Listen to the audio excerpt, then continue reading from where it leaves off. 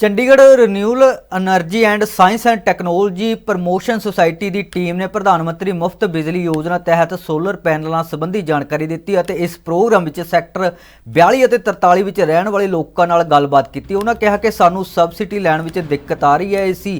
ਅਸੀਂ ਆਪਣੇ ਘਰ ਦੀ ਛੱਤ ਤੇ ਸੋਲਰ ਪੈਨਲ ਲਗਾਉਣ ਲਈ ਤਿਆਰ ਹਾਂ, ਪਰ ਸਾਨੂੰ ਸਾਡੇ ਕੁਝ ਦੋਸਤਾਂ ਅਤੇ ਰਿਸ਼ਤੇਦਾਰਾਂ ਦੁਆਰਾ ਲਗਾਏ ਗਏ ਪੈਨਲਾਂ ਤੇ सब्सिडी नहीं मिली।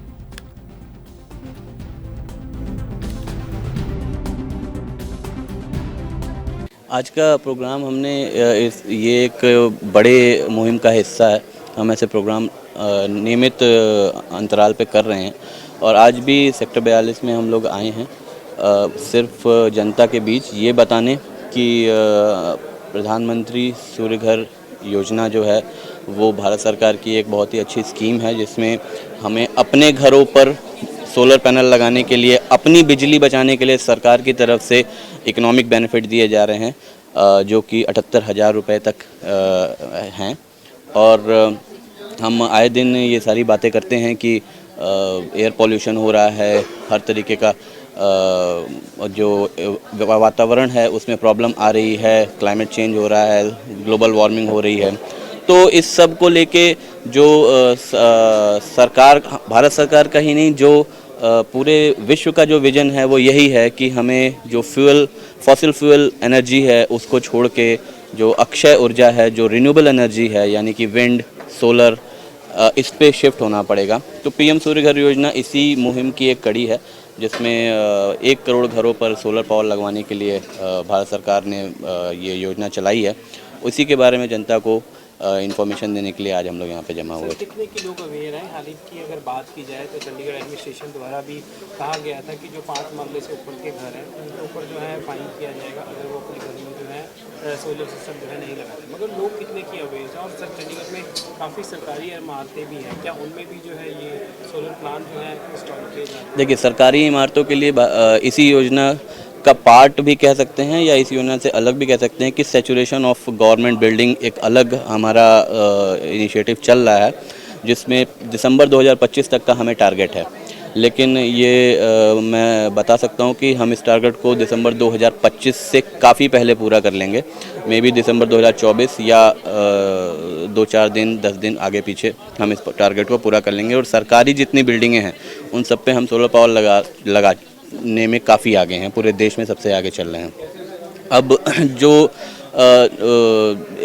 ये जो योजना है वो किसी साइज़ पे डिपेंड नहीं कर रही है। जो हमारे माननीय प्रधानमंत्री का विज़न है वो ये है कि हर घर पे सोलर पावर होना चाहिए। तो वो 5 मरले, 4 मरले या 1 कनाल की बात नहीं है, यहाँ पे हर घर पे लगना है।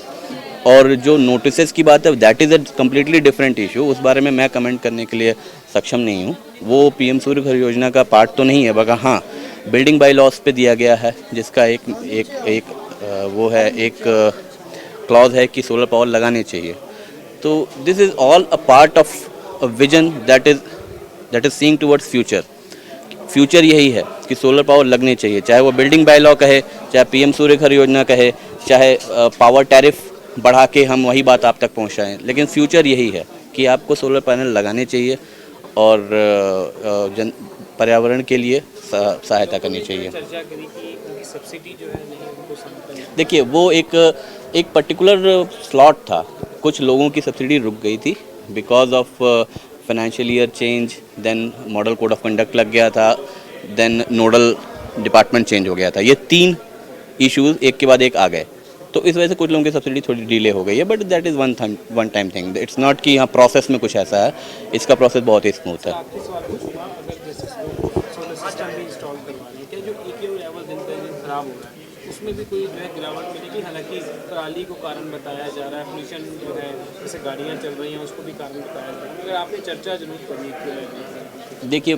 जो एयर पॉल्यूशन है ये एक बहुत बड़ी प्रॉब्लम है। ये किसी एक चीज़ पे डिपेंड नहीं करती, पराली हो चाहे वैक्यूलर पॉल्यूशन, ये किसी एक चीज़ का किया धरा नहीं है, ये बहुत बड़ी प्रॉब्लम है।